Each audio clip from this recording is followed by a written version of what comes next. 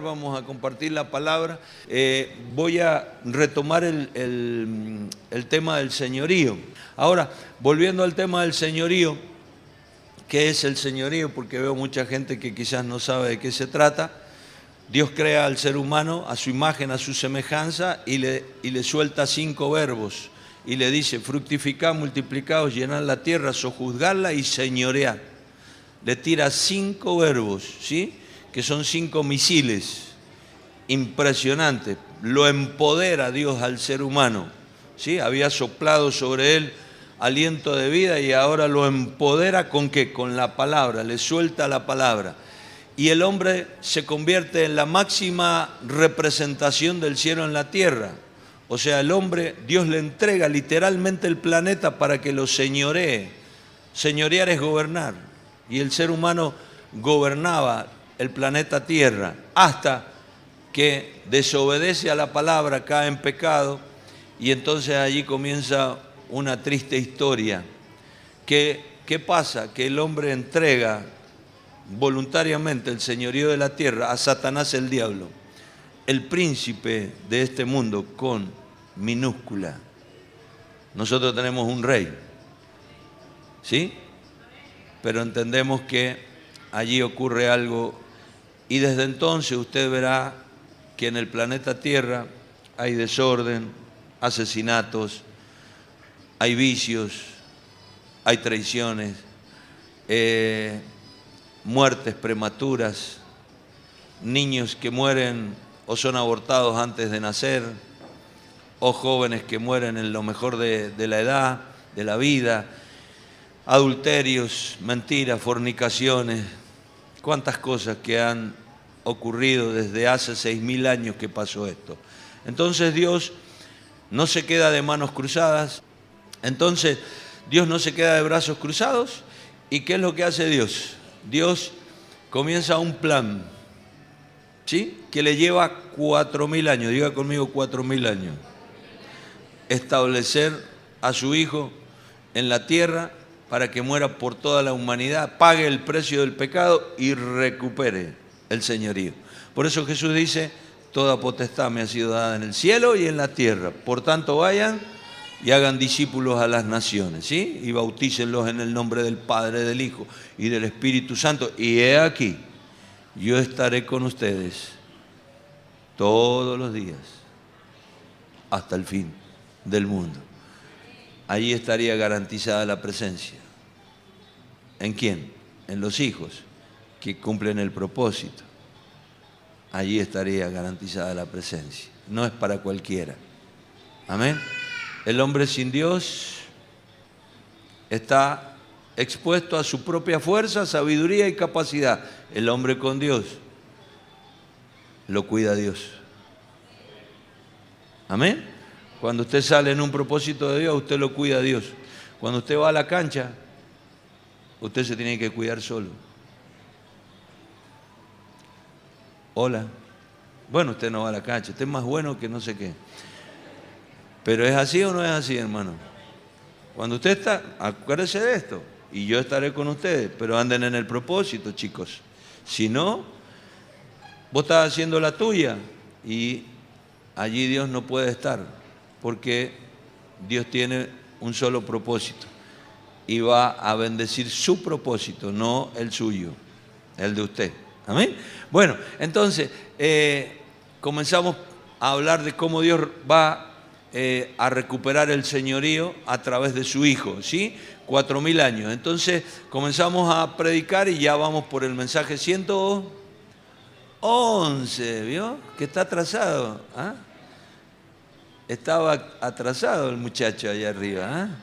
Entonces ahora nosotros vamos a continuar, hemos terminado el libro de Éxodo y vamos a comenzar con el libro, o vamos a ver algunos detalles importantes en el libro de Números, ¿sí? Quiero que leamos 3 citas bíblicas, por favor. Éxodo 40, versículos 1 y 2, quiero que usted vea. Y recuerde estas citas, porque en base a esto vamos a armar el mensaje en esta mañana. Éxodo 41 dice: luego Jehová habló a Moisés diciendo: en el primer día del mes primero, primer día del mes primero, harás levantar el tabernáculo de reunión. Luego búsqueme por favor Números, capítulo 1, verso 1 al 3. Números, vamos a relacionar estos tres textos para que usted entienda. Números 1, 1 al 3, dice, habló Jehová a Moisés en el desierto del Sinaí, en el tabernáculo, ¿sí? Ya Dios hablando desde el tabernáculo. ¿Cuántos días habían pasado? ¿Cuántos días habían pasado? 15 días. ¿Cuándo habló Dios? Dice, en el día primero del mes segundo. Y el otro decía, en el primer día del mes segundo. ¿Cómo es? ¿Cuántos días? ¿Cuántos días hay de diferencia? Un mes, 30 días. ¿28 por qué? Ok, 28 días. Entonces, dice la palabra, que habló Jehová a Moisés en el desierto del Sinaí, en el tabernáculo de reunión, en el primero del mes, en el día primero del mes segundo, en el segundo año de su salida de la tierra de Egipto, diciendo, tomad el censo de toda la congregación de los hijos de Israel por sus familias, por las casas de sus padres, con la cuenta de los nombres, todos los varones por sus cabezas, de 20 años arriba, todos los que pueden salir a la guerra en Israel, los contaréis, y a Aarón por sus ejércitos. Y ahora búsqueme el 9, capítulo 9, verso 1 al 3. Dice, habló Jehová a Moisés en el desierto de Sinaí, en el segundo año de su salida de la tierra de Egipto, en el mes primero, diciendo, ¿y ahora cómo hacemos? ¿Y ahora dónde está metido esto? Esto está metido en el medio, me parece, ¿ah? Entonces, cada 15 días, en un mes, no digamos, no seamos tan puntillosos como el Adrián, pero en un mes, Dios hace 3 cosas extraordinarias. En un mes, ¿cierto o no? En un mes, Dios erige el tabernáculo, hace levantar el tabernáculo, habla desde el tabernáculo, sí, de hacer un censo y también de celebrar una fiesta, de celebrar la Pascua en 30 días. Diga conmigo, en 30 días. Amén. Y dice, los hijos de Israel celebrarán la Pascua a su tiempo en el 14º día de este mes, entre las 2 tardes la celebraréis a su tiempo, conforme a todos sus ritos y conforme a todas sus leyes la celebraréis. Amén. Este libro, el libro de Números, ¿sí? Es un libro que nos trae una revelación muy fuerte, ¿sí? Y esa revelación tiene que ver con ejemplos para que a nosotros no nos ocurra lo mismo. Porque usted en este libro va a encontrar situaciones y acontecimientos que verdaderamente ellos cometieron en contra de la voluntad de Dios. Primero, en este libro usted encontrará una generación completa que rechaza a Dios. Segundo, rechazan la palabra de Dios. No solo rechazan a Dios, sino que rechazan su palabra. Y tercero, rechazan al hombre que Dios había puesto para sacarlos a ellos de esclavitud, que a través de plagas, obras y milagros sobrenaturales avergüenza al país más poderoso de la tierra en aquel momento, que era Egipto. Un hombre al cual Dios le dice, extiende tu mano, y cuando él extendió su mano, el mar se abrió y más de 2 millones de personas cruzaron en seco. Un hombre que subió al monte y bajó con la tablet, con las tablas de piedra escritas por el dedo de Dios, con la palabra de Dios, ¿o no? Entonces 3 cosas hicieron ellos. Ahora usted dirá, ¿y eso qué tiene que ver conmigo? Es que hoy pasa exactamente lo mismo. Exactamente lo mismo. ¿Y cómo se da cuenta usted? Porque hay dentro de la iglesia yo veo gente que no alcanza el propósito. Y esa es la generación que salió de Egipto, que no alcanzó el propósito. Entonces no alcanza con venir a la iglesia, no alcanza con salir de Egipto. Ustedes saben que Egipto es figura del mundo, del sistema del mundo, antidios, ¿cierto? Pero no alcanza. Entonces nosotros vemos que en la iglesia está ocurriendo exactamente lo mismo. Gente que sale del mundo, ¿por qué? Porque recibe a Cristo y toma la determinación y sale del sistema antidios y entra en el sistema de Dios. Pero luego, ¿sí?, se enoja con Dios, rechaza su palabra y habla mal de los siervos de Dios. ¿Y cuál es la consecuencia? Que Dios tiene que buscar otra generación para hacer la voluntad de Él en la tierra, que es que ellos se vuelvan un ejército poderoso que entre a Canaán y sea el brazo ejecutor de Dios a todos aquellos pueblos que habían hecho abominaciones. Usted sabe que esos pueblos habían cometido abominaciones, entre ellas ofrecer a sus hijos en sacrificios a Moloc. O sea, presentar a sus hijos, ¿sí?, y entregarlo. Es como si al bebé que hoy presentamos se lo lleváramos, ¿sí?, a un dios pagano, ¿sí?, en el cual había un fuego y se lo tiraba al medio de ese fuego para que el bebé muriera. Eso hacían esos pueblos. No solo eso, muchísimas cosas más. Entonces Dios necesitaba un pueblo que iba a ser su brazo ejecutor, un pueblo que de pisar ladrillos se convirtiera en un ejército ordenado, que arrasara con la tierra prometida y que la escriturara a nombre de ellos. ¿Sí? Eso es lo que Dios quería hacer con ese pueblo. Lamentablemente lo mismo pasa hoy en día. Dios nos ha llamado. Yo le enseñé hace un par de meses atrás que desde el Génesis 3 estamos en guerra. ¿Sabía eso usted? Desde hace 6.000 años estamos en guerra y acá no hay bandera blanca, ni nada. El diablo no se ha rendido y nosotros menos. ¿Estamos en guerra o no estamos en guerra? ¿O alguno se ha rendido? Ninguno abandonó, ¿no? No tiene nada que ver con el deporte. Ninguno abandonó. ¿Estamos todos acá o no? En Dios no abandonamos, ¿eh? En Dios no podemos abandonar. En Dios no podemos bajar los brazos. En Dios tenemos que seguir peleando. ¿Por qué? Porque es una pelea. Pero si el diablo me está dando, y sí, hermano, pero toca la campana y tenés que volver a subir al ring. Y te van a seguir pegando. Pero si llegás al último round, la batalla está ganada. La batalla está ganada, ¿o no? Tenés que subir al cuadrilátero. Tenés que subir al cuadrilátero.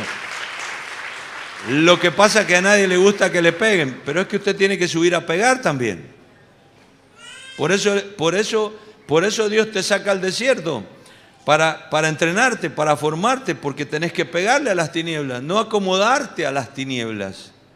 Hay gente acomodada a un sistema de vida anti Dios y nosotros no nos podemos acostumbrar, nosotros tenemos que pelear. Seguramente Jesús nos dijo, en el mundo tendréis aflicción, pero confiad, yo he vencido al mundo. No te bajes del ring, hermano. Decile al que está a tu lado, no te bajes del ring, no seas cobarde. No te bajes del ring. ¿Vamos a seguir peleando o no? Aleluya. ¿Cuánto le gusta el boxeo? No, levante la mano, no sea. ¿Ah? Hay peleas que usted y yo hemos visto cómo se ganan en el último round. ¿Sí o no? ¿Sabe a quién le gusta el boxeo? A mi apóstol, al apóstol Aníbal Giones. A él le gusta mucho el boxeo, ¿no? Pero no se lo cuenta a nadie. Pero cuando llega el sábado a la noche, usted quiere ubicar al apóstol Aníbal, está viendo ahí el Golden o en el Space, no sé dónde está viendo la pelea, una pelea por un título mundial. Hermano, nuestra vida es una lucha, una pelea. Desde Génesis 3 estamos en guerra y no nos podemos descuidar. ¿Cuántos me dicen amén? Entonces, allí nosotros vemos en el libro de Números, ¿sí? Una historia, no le va a servir muchísimo todo lo que yo le voy a predicar a través de este libro. Le va a servir muchísimo porque tenemos que ordenar a la iglesia. Tenemos que ordenarla a la iglesia y tenemos que identificar en la iglesia los dones, los ministerios, ubicarlos, ordenarnos en este censo que está estableciendo aquí la nación de Israel, pero que para nosotros es descubrir el potencial que tenemos. La iglesia tiene un potencial muy grande. El problema es que muchos lo tienen dormido, adormecido, pero se lo vamos a despertar a través de la palabra. Amén. Entonces, amado, capítulo 1 de Números. Quiero hacer hincapié en esto. Aleluya. Verso 1. Habló Jehová a Moisés en el desierto de Sinaí, en el tabernáculo de reunión, en el día primero del mes segundo, en el segundo año de su salida de la tierra de Egipto, diciendo: tomad el censo de toda la congregación de los hijos de Israel por sus familias, por las casas de los padres, con la cuenta de los nombres, todos los varones por sus cabezas de 20 años arriba, todos los que pueden salir a la guerra en Israel, los contaréis tú y Aarón por sus ejércitos. ¿Usted cree que esa orden ha cambiado? Por eso hay ministerios que no censan al pueblo y no descubren los ministerios que están en el pueblo. Entonces las iglesias se convierten en iglesias de consumo propio.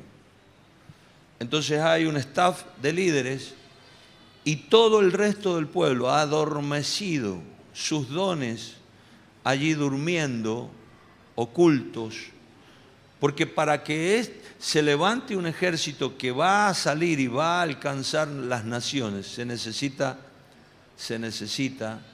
censar al pueblo, examinar a cada persona y ver el llamado, el equipamiento preexistencial que esa persona tiene. Porque no somos los pastores los que le damos o le adjudicamos un ministerio. El ministerio ya lo traen desde antes de la fundación del mundo. Pero nosotros tenemos que censar la iglesia para descubrir lo que en la iglesia hay. Entonces, el censo iba a permitir saber que, hablando de cada persona, a qué tribu pertenecía, a qué familia, a qué casa, ¿sí? Y usted dirá, ¿y eso qué tiene que ver? Tiene mucho que ver, amado, porque esto le iba a permitir a la nación de establecer un registro genealógico, de la nación o de los... ¿Qué es esto? Generaciones. Usted verá que cuando la Biblia habla de alguien, dice, por ejemplo, que Dios habló con tal varón, hijo de tal, hijo de tal, hijo de tal. Está hablando de generaciones. La genealogía nos marca las generaciones de hombres que han permanecido en el altar y que han establecido a la siguiente generación. Y cuando yo veo eso, yo me voy hasta el principio, al primero, y yo exalto y bendigo a ese varón, porque ese varón marcó generaciones hacia adelante. Estar en la iglesia y no identificarnos y no tener la identificación generacional es un problema. Yo sé que en algunos casos, como en mi caso, en mi familia comenzó conmigo. Yo no tuve la bendición de que mis padres estuvieran en el Evangelio, pero yo entiendo que a través de mi vida Dios va a levantar una genealogía. Amén. Y entonces pasarán los años y yo no estaré, pero cuando alguien de mi familia haga algo, mi nombrecito aparecerá por ahí. Amén. Allí estará, allí llegaremos a de dónde comenzó todo esto. Qué bueno es que ustedes, yo creo que acá hay más gente como yo que los que son hijos ya de cristianos, ¿no? y creo que Dios le está hablando a usted para que usted sea esa marca en la genealogía de su familia. Para que a partir de usted haya un antes y un después en su linaje, en el ADN que usted transporta de sus padres, de sus abuelos, de tus tatarabuelos. Y cuando usted empieza a mirar la historia de todos ellos, usted se va a dar cuenta de los divorcios, los suicidios, las muertes prematuras, las enfermedades terminales que le cortaron en la mejor de la vida a sus parientes, los niños que nacieron y murieron. Y usted verá toda una historia hacia atrás, ¿sí? Pero que en usted se corta. Que en usted se corta. Amén. Y que usted será ese hito en la historia de su familia, ese antes y ese después. Amén. A través de haber recibido a Cristo. Entonces, registro genealógico perfecto o exacto. Quería a Dios. No sabía a Dios. Después lo vemos a Dios. Por ejemplo, con David, que no quería que censara al pueblo. Pero aquí, aquí sí le está pidiendo Dios un censo. Dios quiere que identifiquemos a todo lo que tenemos y que veamos su ascendencia. Amén. Ahora, lo segundo, Dios quería medir el poderío de la nación o el poderío de cada tribu. Estaban todos mezclados, pero algunos eran de Dan, otros eran de Rubén, otros eran de Judá, otros eran de otro de los hijos de Jacob. Estaban mezclados y era necesario ver el poderío de cada tribu. Hoy nosotros como red necesitamos ver esto.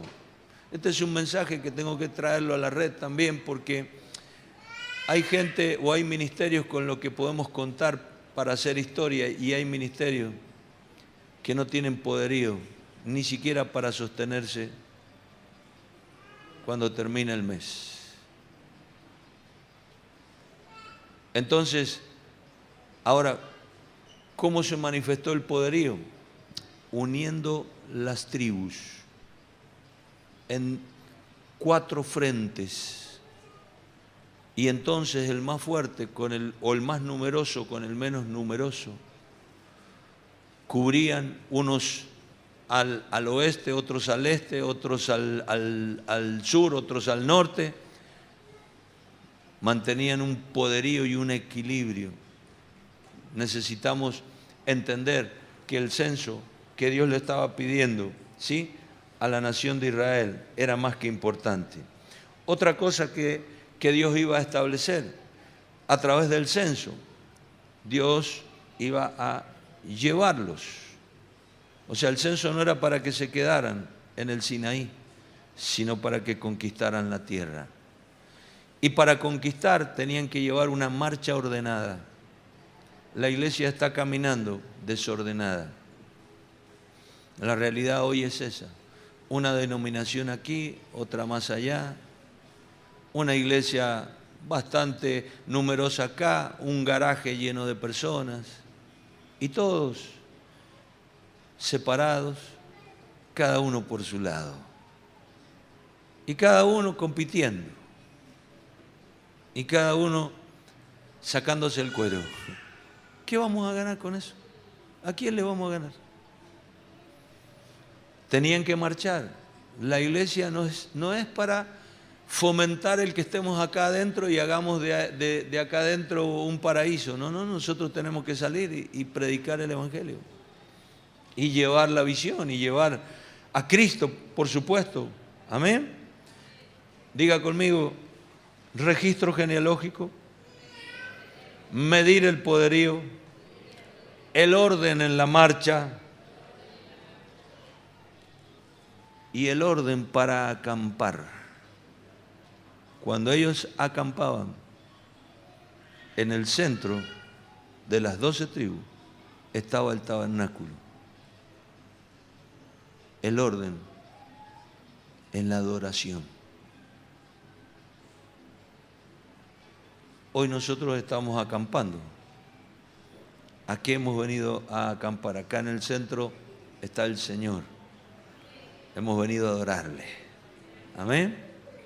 Pero luego tendremos que salir y tendremos que cumplir propósito. Y no podemos salir desordenados o en debilidad, sino que tendremos que estar unidos y marchar en un orden para alcanzar todo lo que tenemos que alcanzar. Israel se tenía que preparar para la guerra. Cuando uno va a pelear, Jesús dijo, mire, cuando vayan a la guerra y ustedes tienen 5.000 y los otros 50.000, asesórense bien para que no los destruyan. Si son poquitos y los otros muchos, vayan y manden una embajada de paz antes de que los hagan bolsa. ¿Ah? Sin embargo, he visto morir a tanta gente, hermano, porque peleaban solos. He visto a tantos ministerios o hombres de Dios extraordinarios que nos formamos juntos, que crecimos juntos en el Señor, y tomar decisiones de yo solo puedo. ¿Sabe? En el cuerpo de Cristo necesitamos la iglesia. Necesitamos el cuerpo. En la iglesia no podemos vivir sin el cuerpo. Y he visto morir a tanta gente, y en el cuerpo Dios me pone un padre, Dios me pone una cobertura, me pone hermanos mayores, Dios me protege, Dios me guarda. Que voy a salir, pero en su debido momento y con quienes tengo que salir. Y no de cualquier manera, sino en un envío.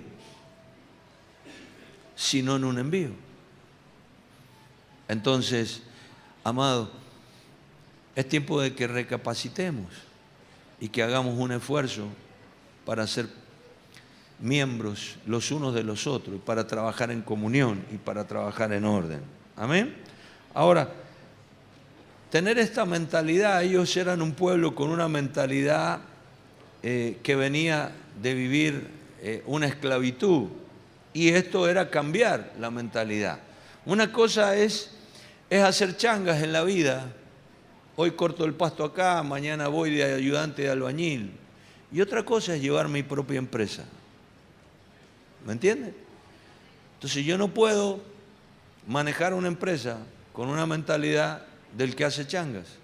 No estamos denigrando a nadie, porque la mayoría de los grandes empresarios comenzaron haciendo esas cosas. Pero eso requiere un orden. Requiere inteligencia, requiere sabiduría, saber con lo que se cuenta, saber hasta dónde se va a llegar, saber que si voy a tomar riesgos, lo voy a hacer con inteligencia, no lo voy a hacer de cualquier manera. Amén. Entonces, amado, la iglesia de Cristo, ¿sí?, tiene que prepararse en los desiertos, porque está destinada, le guste o no le guste al sistema, le guste o no le guste al infierno, estamos destinados a gobernar el planeta nuevamente. Pero no es de cualquier manera, sino que es en el diseño que Dios ha establecido, con Dios en primer lugar, con su palabra como regla, ¿sí?, y a través del diseño y el orden. Él ha establecido apóstoles, profetas, evangelistas, pastores, maestros, todo un diseño para establecer su obra en el planeta, para gobernar nuevamente, para señorear sobre la tierra. ¿Amén? ¿Usted cree que una iglesia puede salir victoriosa si no valora los ministerios que están en ella? ¿Usted cree que tener diamantes en la iglesia y tenerlos tapados nos hará ricos? Cuando yo tengo un diamante que está enterrado en mi casa, ¿sabe? Aunque tenga, no sé, porcelanato, lo rompo y busco y saco el diamante, ¿o no? Pero hay gente que no quiere romper el porcelanato y tienen abajo un piso extraordinario y abajo está la riqueza. Es que si yo descubro a un ministerio, me puede opacar el brillo a mí. ¿Cuántos ministerios no reconocen los oficios, lo que Dios le ha dado a todas las personas. Ser un ministro de Dios es ser un padre. ¿Y qué hace un padre? Manda al hijo al colegio, a la primaria, a la secundaria, a la universidad, para que el hijo explote y pueda sacar todo su potencial. Pero en la iglesia somos todo lo contrario. Queremos gente bruta en la iglesia, gente que no descubra el diseño y que no se potencie a cumplir el sueño por el cual Dios los hizo nacer. Si yo a usted le dijera que Dios lo hizo nacer para estar sentado acá en el banco escuchándome, sería el mayor mentiroso de la tierra. Que usted me va a tener que escuchar por un tiempo, sí, pero no siempre. Usted tiene que un día crecer. Y usted tendrá que ser la voz de Dios, ser voz de Dios en las naciones. Porque si recibimos a Cristo, ¿sí?, tenemos al primogénito, y el primogénito es la voz de la familia en las naciones. Y necesitamos caminar en ese nivel. Yo sé que usted tendrá quizás tiempo perdido, quizás tenga muchas circunstancias, pero usted en esta casa encontrará la posibilidad de alcanzar el propósito por el cual nació. Amén. Porque si no, habremos fracasado los dos, usted y yo también. Amén. La iglesia sí debe conocer el poderío que tiene. Amén. Ahora, reconocerlos es pulirlos, es trabajarlos, es prepararlos, por supuesto. Amén. Pero nos sirve. ¿Qué pasa cuando nosotros mandamos a pelear una batalla a la tribu más débil por no conocer el poderío que hay en cada una? Por eso era importante el censo. Por eso es importante el orden. Diga conmigo, el orden. Amén. Aleluya. Ahora, si en la iglesia ha alcanzado ya un tiempo extraordinario, más allá de toda la dureza de la religiosidad, la iglesia está reconociendo el ministerio apostólico. Y el ministerio apostólico es un ministerio de mayor alcance. ¿Me entiende? ¿Qué significa eso? Que el aporte de un apóstol no es solamente para lo local, sino es para lo nacional y para lo internacional. Nosotros tenemos ejemplos, tenemos gente hoy en las naciones. El aporte de la unción apostólica en esta casa pudo valorar, descubrir ministerios y pudo respaldarlos, no solo en una obra local, sino nacional y también internacional. El ministerio apostólico no es un cargo jerárquico que le da al líder o al pastor un nivel mayor y ahora puedo apartar pastores porque ahora soy apóstol. No, el ministerio apostólico es un ministerio paternal que está dado por Dios para reconocer los dones, las unciones que cada nueva criatura trae, no desde el vientre de la madre, sino desde el vientre de Dios. Amén. Desde el vientre de Dios. Un ministerio apostólico hace que la gente sueñe más allá de un día pasar y cantar en el coro, por ejemplo. O un día pasar y quitarle la guitarra al Jairo, que la tiene tan agarrada ahí. Porque hay gente que solo anhela eso, o quitarle el teclado al Federico, o la batería al Sebastián, o el micrófono al apóstol. Va más allá de eso. Un ministerio apostólico te potencia para ver más allá de lo que la vista natural te permite ver. Ver las naciones, ver la obra de Dios más allá de los mares. Amén. Entonces el ministerio apostólico, la iglesia, iglesias que dicen ser apostólicas y ni siquiera tienen un anexo, porque antes nosotros los llamábamos anexo. Desde el año 97 los empezamos a llamar iglesias. Amén. Y entendemos que hay iglesias que ni siquiera quieren tener, sino que tienen un sistema, ¿no? Y abren casas, las llaman células, pero el domingo me tienen que venir todos al templo central. Yo veo egoísmo en eso. Si yo tengo un hombre que me atiende 2, 3 casas, que la gente se le empieza a juntar, ¿sabe? ¿Qué hago yo? Comienzo a orar por ese hombre para que ese hombre crezca en el ministerio pastoral. Y lo primero que hago es reconocerle su ministerio pastoral. Y entonces ese hombre empieza a crecer en un nivel. Así llegó, justo acá está Daniel, así llegó quien es hoy el apóstol Sergio, ¿no? Pero él llegó como el hermano Sergio, que hacía reuniones en la oficina de su negocio. Él tiene un corralón, y en la oficina de su negocio él hacía reuniones con un grupo de hermanos. Yo podría haber dicho, bueno, yo te voy a poner como líder de célula. Y yo lo alenté. Y a los 2 o 3 meses estaba alquilando el cine Imperiales, Maipú. Y allí fue con mi esposa y lo ungimos como pastor, y a su esposa también como pastora. Y se abrió la obra allí, y ahora se abrió en San Luis, se abrió en Córdoba, ahora en Paraguay. ¿Y qué fue lo primero que hice? Reconocerle el ministerio apostólico. Y Dios lo está usando en las naciones. La semana pasada estuvo ministrando en una obra muy grande en Chile.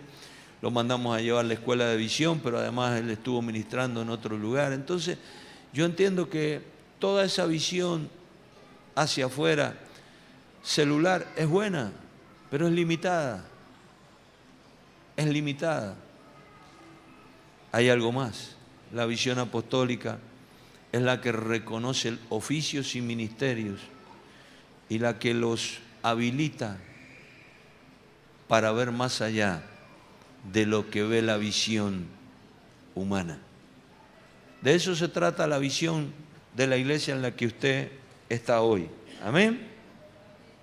No nos podemos conformar con tener algunos evangelistas. Tenemos que organizar la iglesia, decimos algunos, porque la iglesia es una empresa. ¿Usted cree que la iglesia la podemos organizar como una empresa? Dígame, por favor.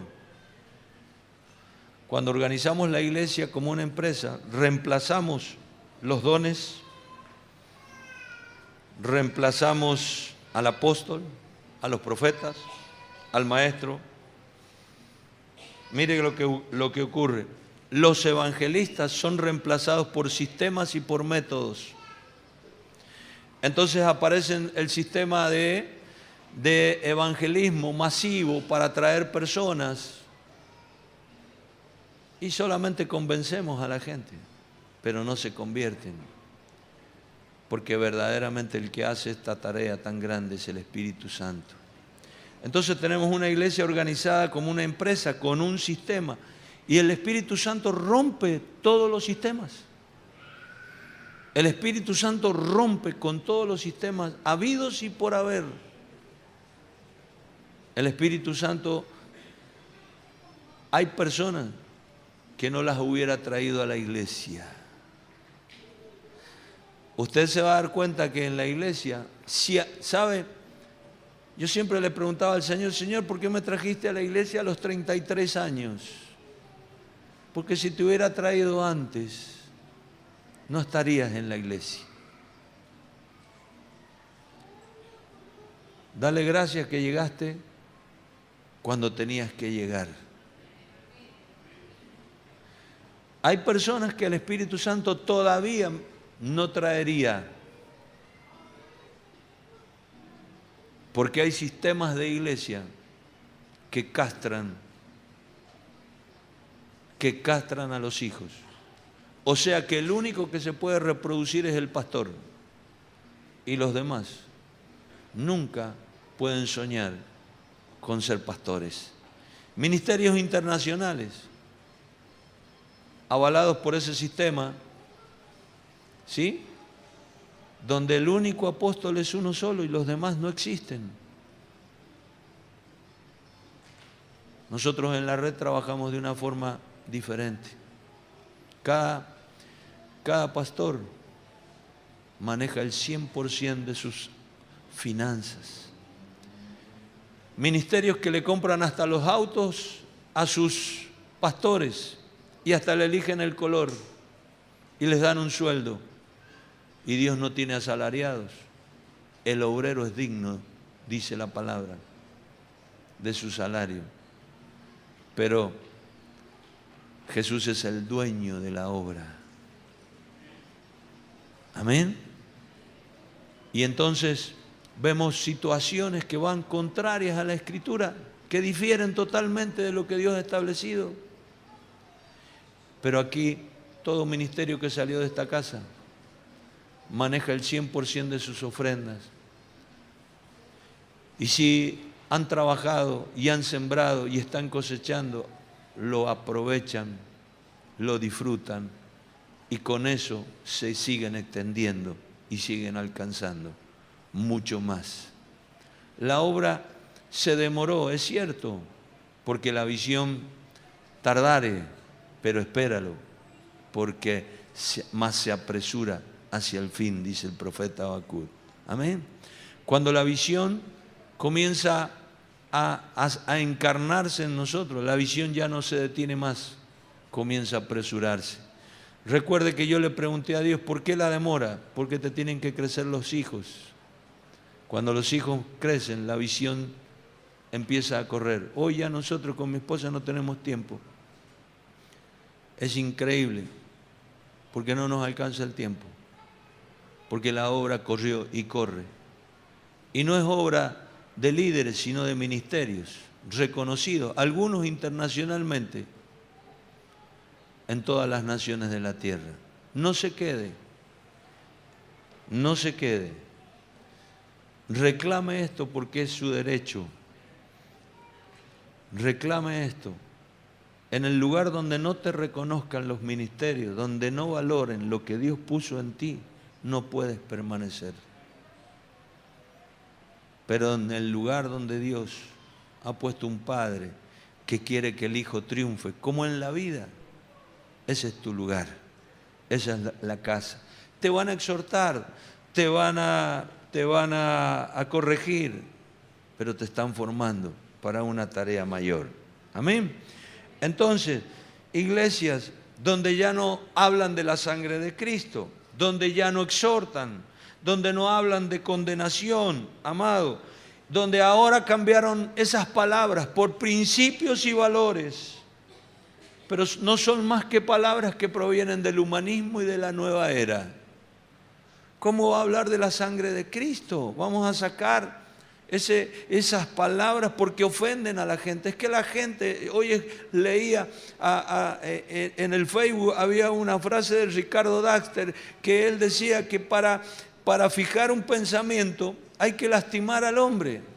O sea, si usted no lastima su corazón, jamás podrá penetrarlo y dejar un pensamiento en él. Nosotros lo enseñábamos hace algunos años, yo no sabía que este hombre era el que había dejado este pensamiento. Para fijar una palabra de Dios en tu corazón hay que ofender tu alma, primeramente, decía yo hace 15, 16 años enseñábamos estas cosas. Y hoy descubrí al autor de ese pensamiento, ¿no? Hay que lastimar el corazón para que entre una palabra, ofenderla a la mente.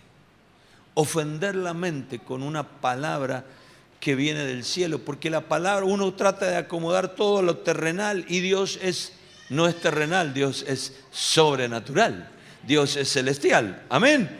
Entonces, amado, hacer de la iglesia una empresa y reemplazar estas cosas, amado, mire, se cubren los lugares carnalmente. Usted dirá, ¿para qué vine esta mañana? Pero yo tengo que enseñarle esto. Los lugares de las actividades de la iglesia se cubren carnalmente. Y no es así. nosotros tenemos que descubrir los dones que Dios ha puesto en la gente. O sea, entrar en el Espíritu y ver lo que Dios ha puesto y darle oportunidad a la gente que empiece a hacer cosas para que el don empiece a ser usado y empiece a crecer en ello y comiencen a ser vistos. Amén. De eso se trata. Ahora, mire, amado, han cambiado la palabra de exhortación, ¿sí?, por la psicología cristiana. Y entonces tenemos mucha gente que no nació de nuevo. Gente que se acostumbra y se amolda a la vida de la iglesia como un estilo de vida, pero que nunca nació de nuevo.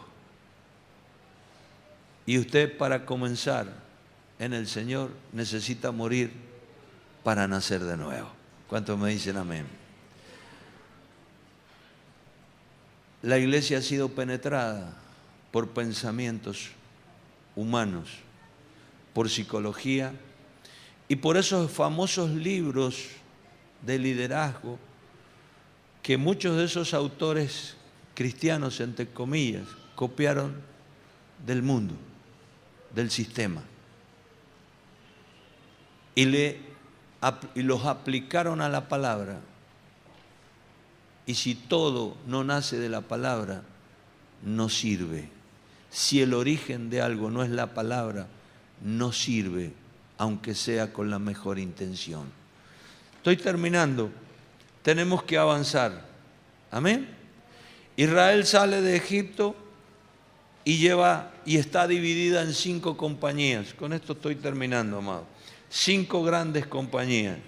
Cuando entra al desierto, cuando cruza el Mar Rojo y entra al desierto, Israel se divide en 4 compañías, ¿sí? Si usted quiere anotarlo, anótelo. 4 compañías que cuando paraban se formaban 4 campamentos. Amén. Cada uno de ellos estaba identificado, ¿sí?, con sus banderas. Tenían una bandera. No era lo mismo el campamento del norte que el campamento del oeste. Había una bandera que los identificaba. Al este, ¿sí?, el este está para allá, ¿cierto?, se establecía una tribu, la más numerosa, Judá, y lideraba a Isaacar y Zabulón. Anótelo, por favor, o después se lo comparto. Al sur, Rubén, y lideraba y guiaba a Simeón y a Gad. Al oeste, Efraín, y juntamente con Efraín, Manasés y Benjamín. Y al norte, Dan, y los seguían Aser y Neftalí. No se puede avanzar desordenadamente. No se puede, es imposible. Yo siento, apóstol, es que yo siento en mi corazón. Es que hay un orden. ¿Cuántos quieren crecer en el ministerio, en el llamado? Levántame la mano, por favor. No podrá hacerlo por sentimientos, sino por obediencia. Por eso es tan importante. Yo no puedo obedecer a quien no está obedeciendo a la palabra de Dios. Por eso cuando yo encuentro la casa donde hay un padre que está obedeciendo y siguiendo la dirección de la palabra, que tiene el GPS divino, el de Dios, amén, entonces yo tengo que obedecer, porque no puede ser que yo acampe donde se me dé la gana, y no puede ser que yo marche en cualquier lugar, porque yo puedo tener una comodidad de hacer lo que se me da la gana dentro de la iglesia, pero la iglesia se debilita cuando cada uno no está en su lugar, cuando cada uno no ocupa el puesto que tiene que ocupar, cuando llegan los ataques inesperados, porque si no es un ataque inesperado, a nosotros no nos hace ni cosquillas. Lo que esperamos ya lo estamos preparados. Pero Israel sabía que el enemigo no caía y le mandaba un WhatsApp: esta tarde te vamos a ir a pelear. ¿Sí? No le mandaba un WhatsApp allí con una foto de un guerrero ahí, todo sangrando y una espada. Mirá que somos muchos. No, cuando atacaban sin avisar. Ahora, ¿por qué nos sorprenden los ataques? Porque no estamos en el lugar que tenemos que estar. Porque estamos debilitados como cuerpo, porque cada uno acampa donde se le da la gana. Y cada uno marcha donde se le da la gana. Y cuando cada uno marcha donde se le da la gana, el arca queda descubierta. Wow. El arca iba en el medio, amado. Ya te voy a explicar eso para que usted lo tenga. Amén. Ahora, ¿cómo iban? ¿Quién iba al este? ¿Cuál era la tribu? Judá con Isaacar y Zabulón. Al sur, Rubén con Simeón y Gad. Al oeste, Efraín con Manasés y Benjamín. Al norte, Dan con Aser y Neftalí. Wow. Ahora, en el medio, diga conmigo, en el medio de los 4 campamentos se erigía el tabernáculo y los levitas lo rodeaban. Yo me imagino que usted es un levita de Dios, ¿no? Un sacerdote del Dios Altísimo. Y los sacerdotes rodeaban el arca. Diga conmigo, rodeaban. ¿Para qué lo rodeaban los levitas? Para servir. Para servir. ¿Amén? La gente que no está sirviendo no está rodeando nada.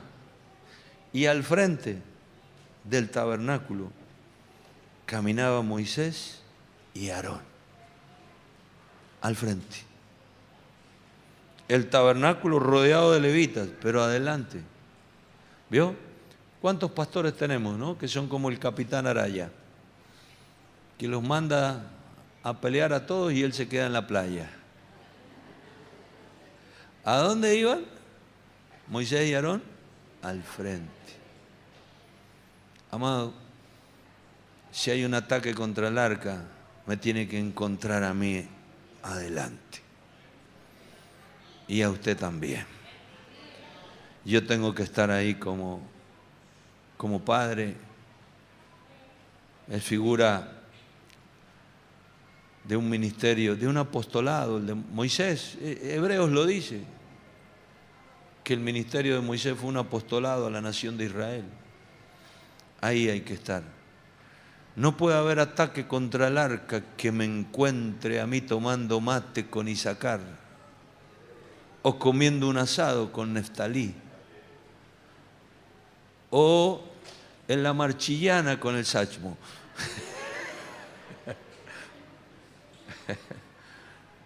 El ataque me tiene que encontrar a mí, si yo voy marchando, me tiene que encontrar al frente. Amén. El arca de Dios necesita de hombres dispuestos a enfrentar lo que venga y a guardar lo más sagrado que tiene la iglesia, que es la presencia de Dios en medio de ella.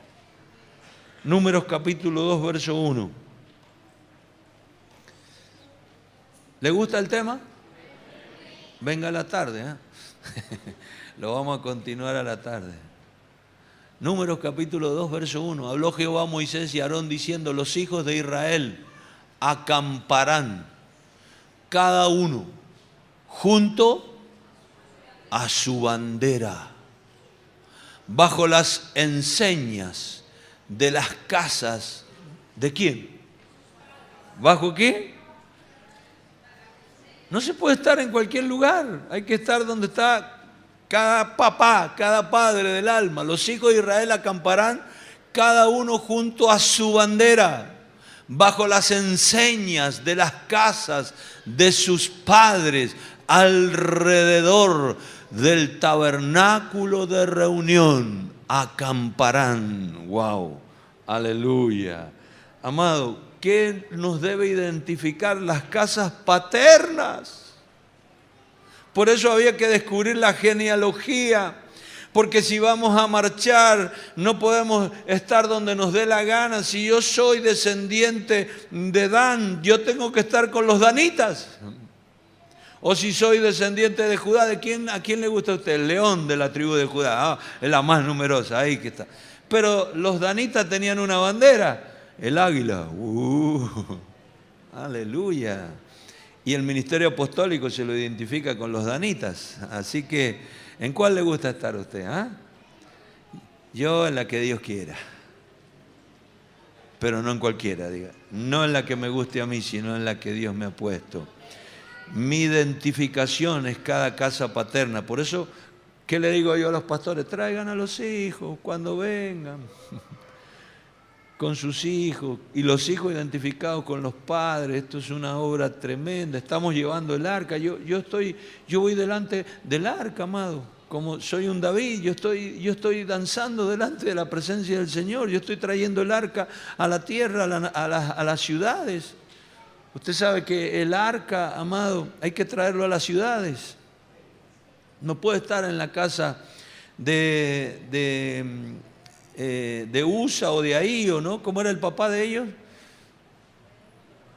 El papá de Usa y Ahío. A ver, vamos, ¿dónde están los maestros bíblicos? ¿Ah? ¿Abinadab no era? ¿No era Abinadab el padre de Usa y Ahío? ¿Ah? ¿Sí o no? A ver, búsquemelo, por favor. Crónica, vaya crónica. Aleluya. ¿Ah? Abinadab, hermano. ¿Te lo dije o no te lo dije?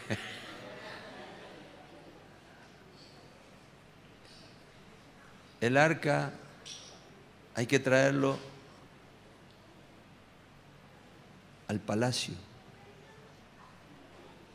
a donde habita el rey, a donde se toman las decisiones. Y para traerlo, David se equivocó la primera vez, pero la segunda vez no se equivocó. Llamó a los sacerdotes. Y los sacerdotes no eran las bocinas y no era lo bonito que bailaba David.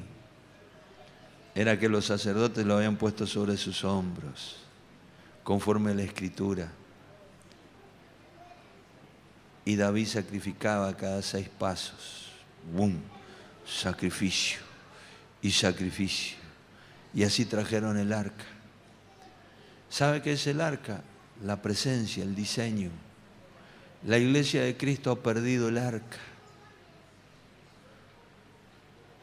¿Cuántos años estuvo el arca perdida? ¿Saben ustedes? ¿Cuántos años estuvo el arca en la casa de un tal Abinadab? Casi una generación. O sea que Saúl gobernó 40 años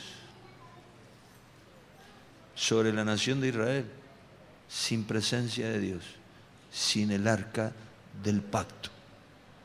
40 años gobernando sin el arca. Por eso es grande David. Porque David dijo, heredé todo, tengo todo, pero no tengo el arca. Y si no tengo el arca, no tengo nada. Porque si yo tengo el arca, no voy a morir como Saúl. Yo voy a dejar en el trono a un hijo. Yo voy a levantar descendencia. Hola, ¿le está hablando el Señor o no? Tenemos que traer el arca y no de cualquier manera. Yo tengo que marchar delante del arca. Dios necesita hombres que marchen como David y como Moisés delante del arca, pero no de cualquier manera. Hay todo un diseño. Los sacerdotes y los 4 campamentos identificados por sus casas paternas y por sus banderas. Todo esto es figura, sombra y figura de lo que habría de venir. Es figura de la iglesia. Es muy bonito verlo, pero ahora hay que vivirlo. Esa es la iglesia que camina triunfante sobre la faz de la tierra y que llegará a su Canaán celestial y que poseerá la tierra que fluye leche y miel y que la escriturará y la pondrá a su nombre. Póngase en pie Si no, se le van a enfriar los tallarines. Va. Aleluya. ¿Cuántos van a comer tallarines? Carlito, inviten. Aleluya. Vamos a orar por esta palabra.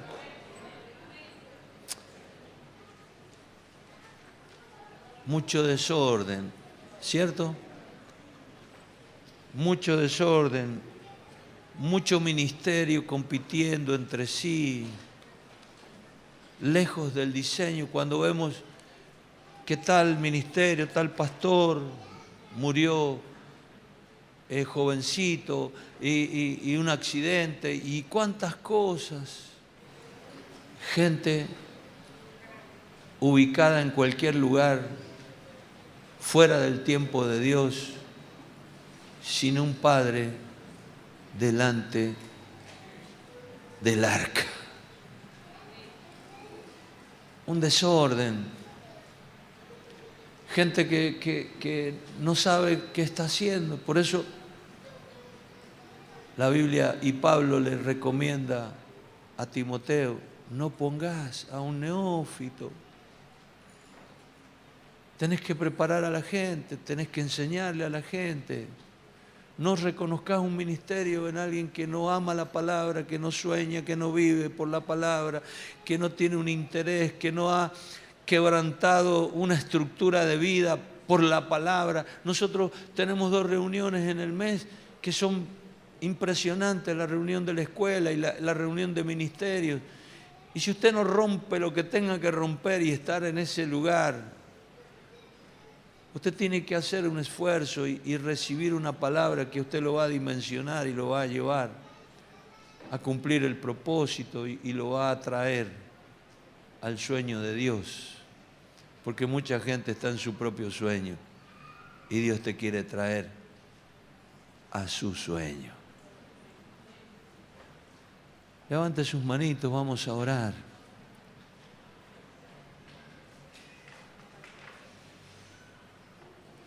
Yo le pido a los ministerios, sobre todo al pastor Sebastián, al pastor Jairo, que estén los dos acá en el medio, y que a su derecha, a su izquierda se coloquen los otros oficios y ministerios para que podamos orar, pero por todos los que necesitan oración. Pero quiero que establezcamos esta palabra como el fundamento de nuestra relación de altar en esta mañana. Si usted necesita, corra al altar. Si usted necesita una impartición, una oración, un apoyo en oración, corra.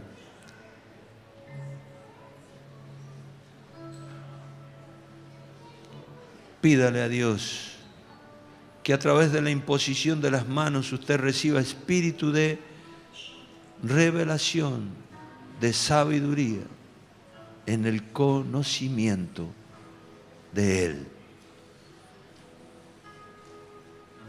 Así como Pablo ora por la iglesia de Éfeso, la cual había hecho todo bien. He oído acerca de vuestro amor para con todos los santos. He oído lo que han hecho, cómo se convirtieron al Señor, cómo aman la obra. Por eso, porque ustedes tienen un corazón especial, yo doblo mis rodillas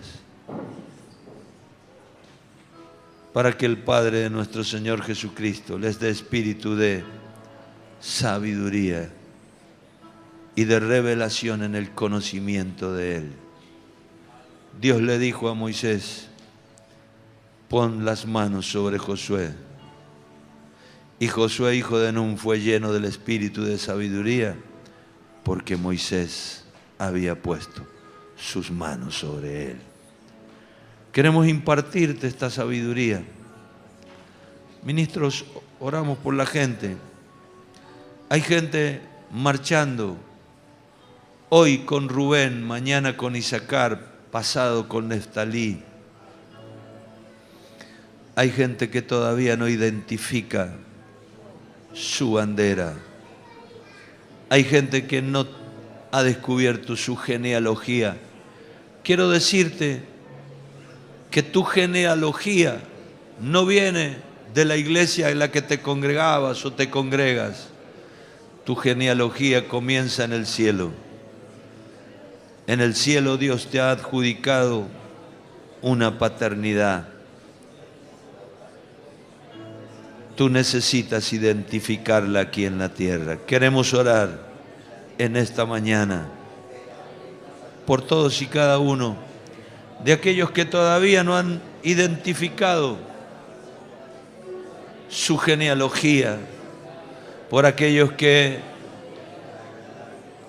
a los cuales todavía nadie les descubrió el ministerio, por aquellos que ya saben qué ministerio tienen, pero nunca hubo un padre que los potenció y que les dio una oportunidad para crecer en el oficio. Quiero orar por el orden de aquí en adelante de tu marcha en el ejército de Dios. Que se te revele la bandera de la casa paterna, la enseña de la casa paterna a la cual tú perteneces. Quiero orar para que no te quedes